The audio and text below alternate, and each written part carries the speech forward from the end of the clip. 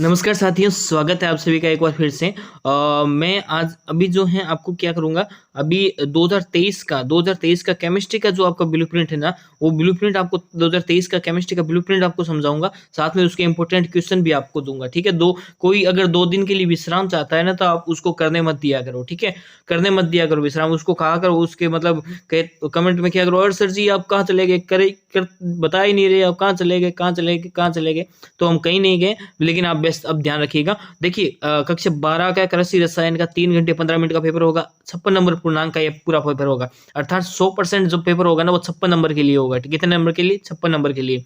School से क्या कुछ भेजेंगे, सारा कुछ आपको पता है। ज्ञान के क्वेश्चन इसमें आएँगे, अवबोध के आएँगे, अभिव्यक्ति और मौलिकता के प्रश्न आएँगे। ज्ञान के 16 नंबर के, अवबोध के 24 नंबर के, अभिव्यक्ति के 10 नंबर के, मौलिकता के 6 नंबर के प्रश्न हैं। इस प्रकार से टोटल 56 नंबर का क्वेश्चन और 100% पेपर आपका इसके अंदर जो है होने वाला है।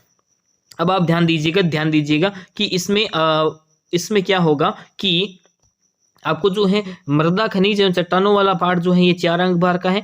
मृदांश जीवांश वाला पार्ट 3 नंबर का, मृदा कोलॉइड्स में 4 नंबर का, आयन विनिमय वाला 3 नंबर का, मृदा अभिक्रिया वाला 3 नंबर का, जो अम्ल और लवण वाला 4 नंबर का है, और आवश्यक पोषक तत्व वाला 4 नंबर का है, फसलों पर जो उर्वरकों के प्रभाव है वो 4 नंबर का है, कृषि रसायन वाला 8 नंबर का है, जैव रसायन वाला 7 नंबर का है, और कार्बनिक जैव रसायन वाला ये 6 नंबर का, और दुग्ध रसायन वाला 6 नंबर का। इस प्रकार से टोटल जो है 56 नंबर का पेपर आपके 100% पेपर यहाँ पे कंप्लीट हो जाता है, ठीक है। अब देखिए इसके जो है मैं ब्लूप्रिंट आपको बता रहा हूँ, थोड़ा ब्लूप्रिंट आप ध्यान से देखिएगा, क्योंकि पूरा का पूरा पेपर जो है आपका ब्लूप्रिंट के अकॉर्डिंग बनता है, ब्लूप्रिंट पर ही पेपर बनता है, ठीक है। जल्दी से मैं इसको समझाने की कोशिश करूंगा। देखिए ये सारे पार्ट आपके यहाँ इस तरफ जो है पार्ट दे रखे हैं। वैसे मैं आपको टेलीग्राम पे इसकी पीडीएफ आपको भेज दूंगा मैं, आप मुझे वैसे कमेंट कर दीजिएगा टेलीग्राम पे, ठीक है। ठीक है, मेरे को मैसेज कर दीजिएगा। वस्तुनिष्ठ प्रश्न जिसमें से बन रहे हैं उसमें से वस्तुनिष्ठ प्रश्न याद कर लेना, और जिसमें से निम्नात्मक बन रहे हैं उसमें से निम्नात्मक याद कर लेना। जैसे ज्ञानोपयोग और अभिव्यक्ति वाले सेक्शन में कोई किसी में भी निम्नात्मक नहीं बन रहा है। कौशल और मौलिकता वाले इसमें किसी में भी निम्नात्मक नहीं बन रहा है। अवबोध वाले सेक्शन में निम्नात्मक सिर्फ एक तो 8वें लेसन में और एक 10वें लेसन में और एक, ठीक है, इस लेसन में बन रहे हैं, ठीक है। और निम्नात्मक जो है इस पार्ट में बन रहे हैं, लेकिन ये खंडवार बनेगा, इसमें क्या खंड रहेंगे, ठीक है। और ठीक है, और किसी में निम्नात्मक नहीं बन रहे। तो 1, 2 और 3 अर्थात इसका पता नहीं है कि कितने प्रश्न इसमें आ सकते हैं, लेकिन वैसे मान के चलें तो लगभग कम से कम 1 प्रश्न और ज़्यादा से ज़्यादा 2 प्रश्न, ठीक है। तो इस प्रकार से निम्नात्मक इसके अंदर पूछा जाएगा।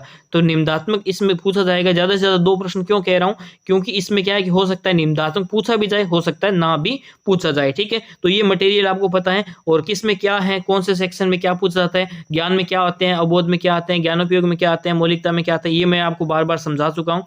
तो मुझे अब नहीं लगता कि आप ये आवश्यकता है कि दोबारा मैं आपको बताऊं, क्योंकि आप कहोगे सर जी क्या टाइम खराब कर रहे हो दोबारा बता के, क्योंकि एक बार मैंने आपको बता दिया है, ठीक है। अब मैं जल्दी से आपको क्वेश्चंस बता देता हूं, ताकि आपको अपनी परीक्षा के लिए क्वेश्चन याद करने हैं, क्योंकि बहुत सारे बच्चे कह रहे थे कि सर जी अगर मॉडल पेपर पहले आ जाता तो हम जो है अपनी 2023 की जो अर्धवार्षिक परीक्षा जो है, जो 2022-23 में जो अर्धवार्षिक परीक्षा हो रही है ना अभी, उस परीक्षा के लिए भी तैयारी कर लें। तो वैसे तो मैं कहना चाहूँगा कि आपके 2023 का ये बोर्ड पेपर के लिए आपको तैयारी करनी चाहिए। अर्धवार्षिक परीक्षा तो होती रहेगी, अर्धवार्षिक परीक्षा के वैसे भी नंबर नहीं जुड़ते हैं, और स्कूल में आपको 20 में से 20 नंबर लगभग भेज दिए जाते हैं, 18 से 20 के बीच में भेज देते हैं, तो वो दिक्कत आप बिल्कुल मत लीजिए। तो अब मेन फोकस कीजिए अपनी बोर्ड परीक्षा की तैयारी पर, ठीक है। तो हम प्रश्नों के स्तर को यहाँ पे देख लेते हैं, किस प्रकार के प्रश्न जो परीक्षा में पूछे जाएंगे। पूरा का पूरा हूबहू यही प्रश्न, इसी प्रकार का प्रश्न आने वाला है, इसी प्रकार का पेपर आने वाला है। जो ये प्रश्न पूछे जा रहे हैं, जैसे कार्बनिक अवयव में निचले स्तरों पर पहुंचकर जमा होने को क्या कहते हैं, निक्षालन, लेटराइजेशन, निक्षेपण या कैल्सीकरण क्या कहते हैं, वो बताना है। तो इसमें क्या होगा कि ये जो प्रश्न है, इसी प्रकार के प्रश्न आपको परीक्षा में देखने को मिलेंगे, ठीक है। विभिन्न खनिजों के साथ ऑक्सीजन का संयोग क्या कहलाता है, तो इसमें पूछ लिया विभिन्न खनिजों के साथ ऑक्सीजन का संयोग, तो पूछ लेगा कि विभिन्न खनिजों के साथ जो किसी और का संयोग पूछ लेगा, या मतलब संक्षारण क्या है वो पूछ लेगा, ऑक्सीकरण की प्रक्रिया कैसे होती है, अपचयन कैसे होता है, विलयन क्या है, विलयन की क्या प्रक्रिया है, ये जल योजन क्या है, इस प्रकार के प्रश्न पूछ लेगा। तो ये सारे आपको जो है तैयार करने पड़ेंगे, तभी आप परीक्षा में अच्छे नंबर ला पाओगे, ठीक है।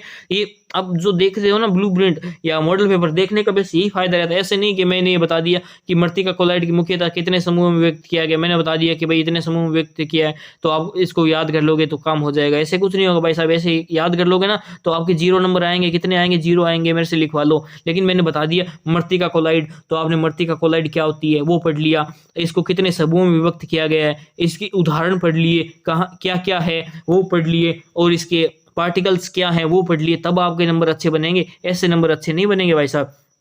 ठीक है, देखिए चौथा क्वेश्चन देखिए, इसमें खनिज एवं रासायनिक संगठन की दृष्टि से सिलिकेट मृत्तिका जो होती है ना, उसकी कितने भागों में बांटा गया है, कितने भागों में, 2 में, 4 में, 3 में, 5 में, वो बताना है भाई साहब। कितने भागों में बांटा गया है वो इसके अंदर बताना होगा। और एक बात ध्यान रखिए, किसी भी को भी कुछ समझ में ना आए ना, है ना, थोड़ा सा मैं है ना अलग टाइप का आदमी हूँ, लगता हूँ आपको, और थोड़ा सा मेरे खुद को ही लगता है कि मैं पता नहीं कभी क्या कर बैठता हूँ, कुछ कभी मेरे को खुद को पता नहीं चलता है।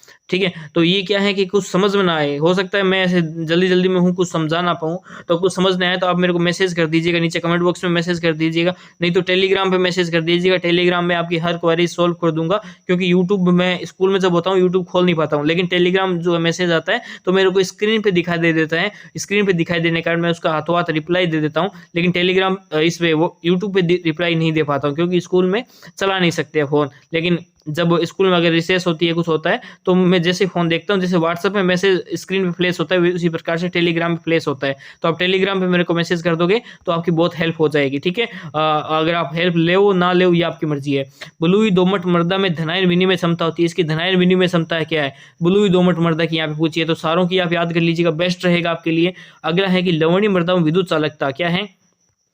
थोड़ा नीचे कर लेता हूं कि लवणीय मृदाओं में विद्युत चालकता जो है विनिमयशील सोडियम प्रतिशतता एवं पीएच मान अर्थात पावर ऑफ हाइड्रेट की बात कर रहा है, ये क्रमश से होता है, कितना होता है ये बताना होगा आपको इसके अंदर। ठीक है, अगला प्रश्न संख्या 7 वाला प्रश्न देखिए कि क्षारीय मृदाओं के सुधार हेतु रासायनिक मृदा सुधारक क्या है? CSO4.2H2O है ना, 2H2 है, ये जड़ नहीं है, नीचे 2 लगा हुआ है। ठीक है, FeSO4.7H2O, FeS2 या उपयुक्त सभी इसका राइट आंसर हो जाएगा, है ना। क्या हो जाएगा वो बताना है। इंग्लिश मीडियम वालों के लिए नीचे लिखा हुआ ही है, मैं बार बार बताने की आवश्यकता नहीं है, क्योंकि वो तो इतने तो सारे यार आप 12th में आ गए, समझदार हो।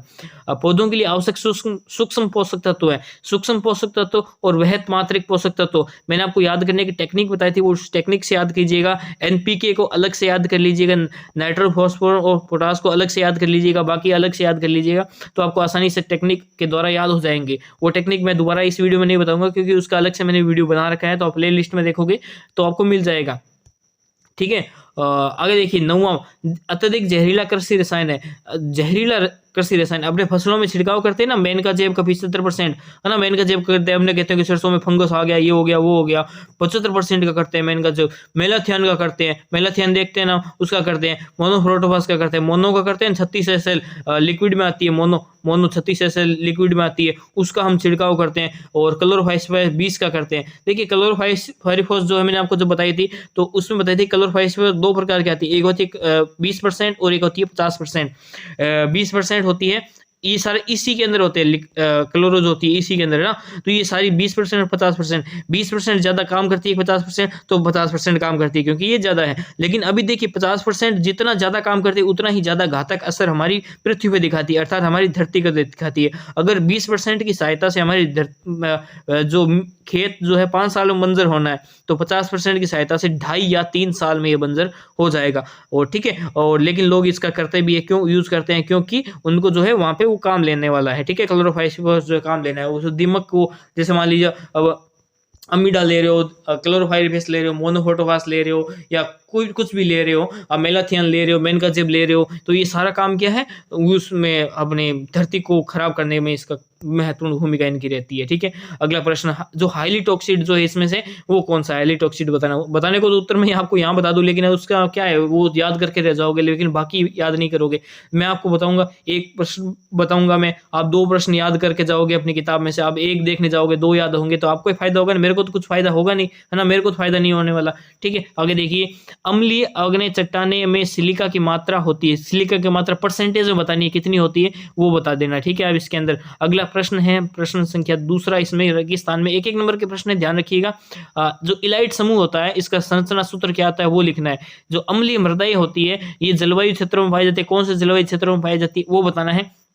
तो देखिए ये हो सकता है खालिस्तान में ना होकर 1 नंबर वाले प्रश्न में जैसे वन लाइनर क्वेश्चन होता है उसमें पूछ ले, तो वहां भी आपको याद रखना है। फास्फोरस पौधों की जड़ों द्वारा मुख्यतः किसके द्वारा आयनों के रूप में मृदा से अवशोषित किए जाते हैं वो बताना है, किसके द्वारा, ठीक है, किए जाते हैं वो बताना है। वैसे वो जाइलम फ्लोएम वाले प्रकार बताए थे वो भी आप याद रखना, उसमें जाइलम फ्लोएम वाले और जड़ों में जो खनिज अवशोषण की प्रक्रिया है वो भी याद रखना। संगमरमर के प्रमुख खनिज पदार्थ का रासायनिक सूत्र है ना, सुनो ना, संगमरमर नहीं है ये संगमरमर के प्रमुख खनिज पदार्थ का रासायनिक सूत्र क्या है वो लिखना है। जो कोलाइड रसायन जो होते हैं इनका जनक जो है फादर किसे माना जाता है इसका वो बताना होगा आपको, ठीक है। विनिमयशील प्रावस्थाओं के मध्य सजातीय आवेश वाले, सजातीय आवेश मतलब सजातीय मतलब एक जैसा, जैसे पॉजिटिव पॉजिटिव नेगेटिव नेगेटिव, वो आयनों के पारस्परिक अधिशोषण क्या कहलाता है, क्या कहलाता है वो इसके अंदर आपको जो है बताना होगा कि वो अधिशोषण जो है इसमें क्या कहलाता है।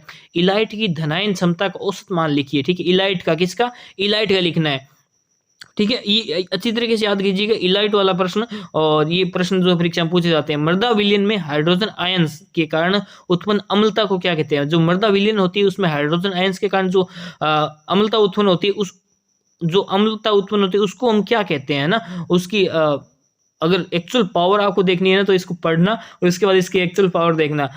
पौधों की जड़ों के विकास के लिए किस पोषक तत्व की प्रमुख भूमिका है। सारे पोषक तत्व याद कर लेना, सूक्ष्म और वृहद मात्रिक पोषक तत्व, और उनको कैसे याद करना है वो टेक्निक मैंने बताई है, नहीं तो एनपीके को अलग करके याद कर लेना, बहुत ही बेहतरीन तरीके से आपको याद हो जाएंगे।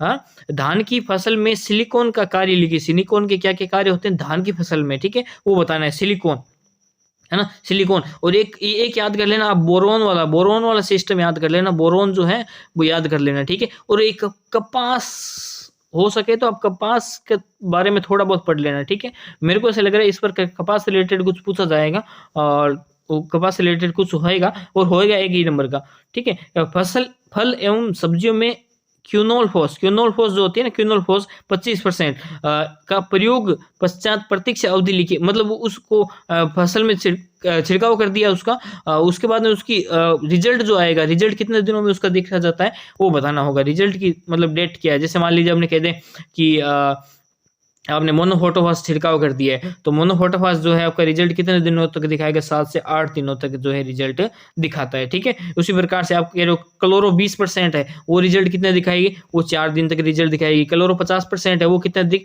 तो वो 15 से 17 दिन तक रिजल्ट दिखाती है। इस प्रकार से वो रिजल्ट की अवधि जो है आपको याद रखनी पड़ेगी, ठीक है। चलिए आगे बढ़ते हैं। अगला प्रश्न है प्रश्न संख्या 5 है कि इसमें क्या है कि मृदा में नाइट्रोजन चक्र के महत्वपूर्ण जैविक प्रक्रिया को प्रदर्शित कीजिए, और नाइट्रोजन चक्र भी याद कर लेना, बहुत महत्वपूर्ण है ये। मृदा में पीएच को बताइए, पीएच क्या है, मृदा की पीएच को आपको समझाना होगा, ठीक है। मृदा में उच्च प्रतिरोध क्षमता को समझिए, जो उच्च प्रतिरोध क्षमता होती है ना उसकी मृदा के अंदर, वो हाई कैपेसिटी जो होती है उसकी वो उभय है, उच्च नहीं है, उभय बफरिंग कैपेसिटी जो होती है ना, प्रतिरोध क्षमता जो होती है उसकी, उसको समझाना होगा, ठीक है। फसलों पर मृदा प्रदूषण के प्रभाव समझिए, मृदा प्रदूषण के प्रभाव क्या है वो बताना है। और ये प्रश्न आपको इंगित कर रहा है कि मृदा प्रदूषण से रिलेटेड परीक्षा में प्रश्न आपसे दूसरा पूछ सकता है, ये ना पूछ के दूसरा पूछ ले, तो ये उसको आप ध्यान रखिएगा। ये हर प्रश्न कुछ ना कुछ कहते हैं ना कि ये प्रकृति की हर चीज किसी ने कुछ ना कुछ कहती है, तो ये बात ध्यान रखिए कि हर प्रश्न कुछ ना कुछ कहता है। मृदा प्रदूषण के किन्हीं 3 स्रोत का संक्षेप में वर्णन लिखिए, अर्थात ये प्रश्न कह रहा है कि मृदा प्रदूषण से रिलेटेड आपको प्रश्न पूछा जाएगा। यहाँ 1.5 नंबर का है तो 1 नंबर का प्रश्न आ सकता है। सरल लिपिड का रासायनिक संरचना को समझिए, सरल लिपिड की आपको रासायनिक संरचना को समझाने को कह रहा है। इसका मतलब सरल लिपिड का आपको एक विवरणात्मक उत्तर पूछ सकता है, संक्षिप्त टिप्पणी पूछ सकता है सरल लिपिड पे, तो आपको ध्यान रखनी पड़ेगी। अगला प्रश्न 11वां है कि एंजाइम क्रिया की क्रिया विधि को समझिए। जो एंजाइम क्रिया है उसकी क्रिया विधि को आपको इसके अंदर जो है समझाना पड़ेगा कि एंजाइम क्रिया की क्रिया विधि क्या होती है। 12वां प्रश्न, और बहुत ही महत्वपूर्ण प्रश्न जो है आपको इसमें अंदर ये बहुत ही बेहतरीन प्रश्न ये रहने वाला है। जो नाइट्रोजनस बायो फर्टिलाइजर जो होते हैं ना, उसके द्वारा बीज उपचार की विधि का वर्णन आपको करना पड़ेगा, क्योंकि हिंदी पढ़ते हैं ना, नत्रजन या नत्रजन, ये मतलब समझ में नहीं आता है, ठीक है। और मैं कभी भी क्लास में पढ़ाता हूँ तब भी ये नाइट्रोजनस बायो फर्टिलाइजर कहता हूँ, ये नत्रजन नहीं कहता हूँ, ठीक है। अगला 13वां प्रश्न है कि जैविक खाद्यों की मृदा के रासायनिक गुणों के प्रभाव का वर्णन कीजिए। तो प्रभाव का क्या वर्णन है, वो करना है। पनीर किसे कहते हैं, पनीर अर्थात ये चीज की बात कर रहा है, वही चीज जो आप खाते हो। पनीर का संगठन लिखिए, ठीक है, संगठन लिखना है, कंपोजिशन लिखिए, इसकी जो है लिखनी पड़ेगी। आगे बढ़ते हैं, 15वां प्रश्न है। 15वां प्रश्न क्या है कि दूध में यूरिया की मिलावट की जांच विधि लिखिए। हम कहते हैं ना नकली दूध, तो यूरिया की मिलावट करके बनाते हैं ना, तो कैसे इसकी मतलब आपको मतलब फूड इंस्पेक्टर लगा दिया कहीं पे, तो अभी फूड इंस्पेक्टर की वैसे तो भर्तियां भी निकली हुई है, आपको लगा दिया मान लो फूड इंस्पेक्टर, तो आप नकली, आप कहीं पे छापा मारा, आपको ऐसा संदेह है कि वहां पे नकली दूध है, तो नकली दूध में आप जांच कैसे करोगे उसकी, भाई यूरिया मिलाई हुई है कि नहीं मिलाई हुई है, वो जांच कैसे करोगे, वो जांच की विधि आपको लिखनी पड़ेगी ना। वैसे फूड सेफ्टी ऑफिसर की भी भर्ती निकली हुई है, काम आएगी, अभी तो नहीं कर सकते आप। दीर्घ उत्तरीय प्रश्न, शब्द सीमा लगभग 100 शब्द। जैविक कीटनाशक के प्रयोग से होने वाले 6 लाभ लिखिए। कितने लाभ, 6 लाभ। जो जैविक कीटनाशक प्रयोग करते हैं ना, भाई कहते हैं ना कि अपने जो कीटनाशक जो है बायो पेस्टिसाइड्स का यूज करना चाहिए, क्योंकि वो जो आप जो करते हो ना रसायन वाली, उससे ज्यादा बेटर है बायो पेस्टिसाइड। तो उसका क्यों भाई क्यों करना चाहिए, अब बायो पेस्टिसाइड के पक्ष में आप क्यों हो, आपने खेत में जाके किसी को कह दिया कि यूरिया का प्रयोग मत करो, जैविक खाद का प्रयोग करो, भाई जैविक खाद उर्वरक में 6 अंतर लिखिए। आप कह दो कि जैविक खाद का क्यों करो प्रयोग, वो कारण आपको बताने पड़ेंगे, तो वो कारण बताओगे तो उस तरीके से वो अंतर लिख दोगे। दोनों प्रश्न एक दूसरे से रिलेटेड है, और दोनों प्रश्न आपको कह रहे हैं कि ये बायो वाले प्रश्न आपको जरूर पूछेंगे।